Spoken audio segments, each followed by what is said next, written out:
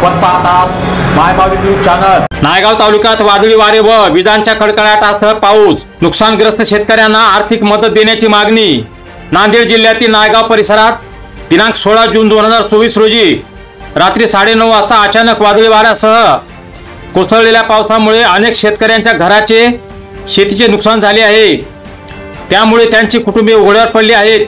तसेच नायगाव शहरासह तालुक्याच्या अनेक गावातील शेतकऱ्यांच्या शेतातील झाडे, घरावरची पत्रे, लाईटचे पोल पडले आहेत। तर शेतकऱ्यांनी पेरणीसाठी आणलेले खते, बियाणे, उदरनिर्वाहाचे धान्य, घरगुती सामान पावसात भिजून नुकसान झाले आहे।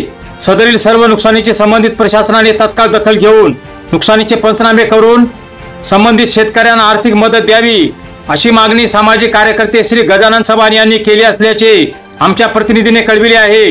यावेळी त्यांनी घटनास्थळी जाऊन नुकसानग्रस्त शेतकऱ्यांच्या नुकसानीची पाहणी केली। त्यांच्यासोबत यावेळी नायगाव पोलीस ठाण्याचे पोलीस निरीक्षक श्री मारुतराव मुंडे व त्यांचे काही सहकारी, तसेच श्री हनुमंत गंधपवार, श्री बाबू चलकुवार यांची यावेळी उपस्थिती होती। मायमावली न्यूज चॅनल पुणेसाठी बालाजी हनुमंते, जिल्हा प्रतिनिधी नांदेड।